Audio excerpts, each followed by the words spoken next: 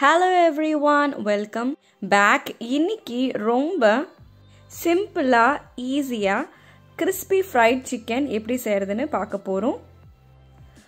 அதுக்கு ஒரு அகலமான மிக்சிங் போலா எடுத்துக்கோங்க. அப்பதான் வந்து mix பண்றதுக்கு ஈஸியா இருக்கும். அதுல ஒரு 5 chicken drumsticks நான் வந்து போட்டு வச்சிருக்கேன்.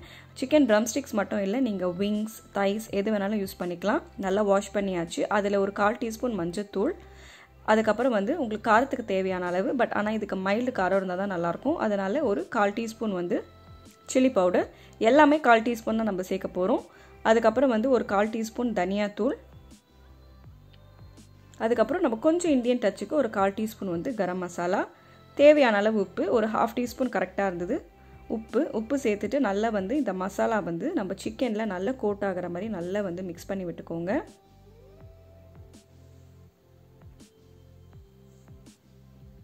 ஸோ நல்லா வந்து சூப்பராக மிக்ஸ் பண்ணியாச்சு. இப்போ நெக்ஸ்ட்டு வந்து இதை மேரினேட் பண்ணணும். அதனால் வந்து ஒரு கப் அளவு நான் தயிர் சேர்த்துருக்கேன்.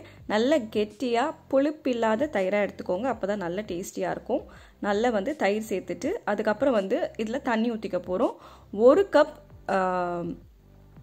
தயிருக்கு 1 கப் தண்ணி சேர்க்கணும். நம்ம ஆக்சுவலாக வந்து பார்த்திங்கன்னா இதை பட்டர் மில்கில் இதை வந்து மேரினேட் பண்ணணும். நீங்கள் மிக்சியில் தயிர் போட்டு தண்ணி ஊற்றி பட்டர் மில்க் மாதிரி பண்ணியும் சேர்த்துக்கலாம். அப்படி இல்லைன்னா இந்த மெத்தட் ரொம்ப ஈஸியாக இருக்கும்.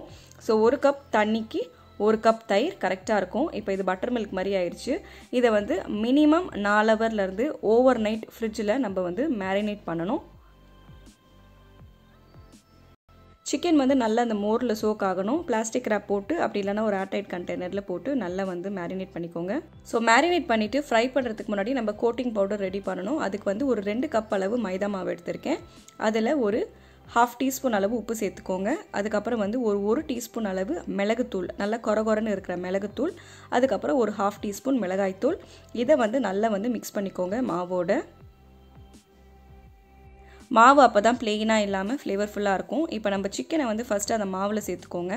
நல்லா அதில் வந்து டிப் பண்ணிட்ட பிறகு அடுத்து பிளெயின் வாட்டர் ஒரு பவுலில் வச்சுருக்கேன். அந்த வாட்டர் வெறும் தண்ணியில் முக்கிட்டு திருப்பி நம்ம மாவில் வந்து நல்லா வந்து கோட் பண்ணிவிட்டு எடுத்து வச்சுக்கணும். இந்த மாதிரி தான் எல்லா சிக்கனையும் பண்ணணும். ஃபஸ்ட்டு மாவு, அதுக்கப்புறம் பிளெயின் வாட்டர், திருப்பி மாவு, அதுக்கப்புறம் எடுத்து பிளேட்டில் வச்சுருங்க. நல்லா கையில் பிடிச்சி வைங்க, அப்போ தான் வந்து பார்த்திங்கன்னா அந்த மாவு நல்லா உங்களுக்கு ஒட்டும். இதை மாதிரி பண்ணுறதுனால சிக்கன் வந்து இன்னும் நல்லா கிறிஸ்பியாக ஃப்ரைடாக நல்லா அந்த கோட்டிங் வந்து உங்களுக்கு நல்லா சூப்பராக திக்காக இருக்கும். ஆயில் ஹீட் டெம்பரேச்சர் பார்த்திங்கன்னா மீடியம் ஹீட்டில் தான் இருக்கணும். ஹைலியும் இருக்கக்கூடாது, லோலியும் இருக்கக்கூடாது. இப்போ அதில் வந்து நம்ம சிக்கனை எடுத்து ஒன்று ஃப்ரை பண்ணிப்போம்.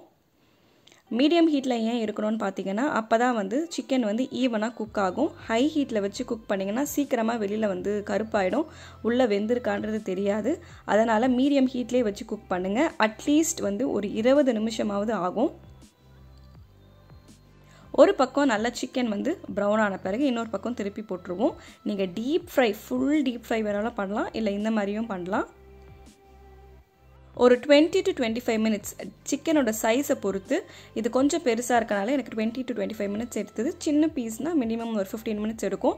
நல்லா இந்த மாதிரி கோல்டன் ப்ரௌன் ஆகி நல்லா குக் ஆன பிறகு நம்ம ஒரு பேப்பர் டவலில் வச்சு சர்வ் பண்ணிடலாம். அவ்வளோதான், ரொம்ப சிம்பிளாக ரெடி ஆயிடுச்சு. இதே மாதிரி எல்லாத்தையும் ஃப்ரை பண்ணிப்போம். ரொம்ப சிம்பிளான ஒரு ரெசிபி, பட் டேஸ்ட் வந்து ரொம்ப சூப்பராக இருக்கும். ஆல்மோஸ்ட் KFC ஸ்டைலில் மேட்ச் பண்ணும். கண்டிப்பாக இதை ட்ரை பண்ணி பாருங்கள். எல்லாமே வீட்டில் இருக்க பொருளே வச்சு நம்ம ஈஸியாக செஞ்சு முடிச்சாச்சு. நல்ல கிறிஸ்பியாக சூப்பராக இருந்தது. இந்த வீடியோ வந்து உங்களுக்கு யூஸ்ஃபுல்லாக இருந்திருக்கும்னு நினைக்கிறேன். இது வரைக்கும் நம்ம சேனலுக்கு நீங்கள் சப்ஸ்கிரைப் பண்ணலன்னா, இப்போ தான் ஃபஸ்ட் டைம் பார்க்குறீங்கன்னா மறக்காமல் சப்ஸ்கிரைப் பண்ணிவிடுங்க. வேறு ஒரு புது வீடியோவில் நான் உங்களை மண்டே பார்க்குறேன். தேங்க்யூ ஸோ மச் ஃபார் வாட்சிங். Take care and by.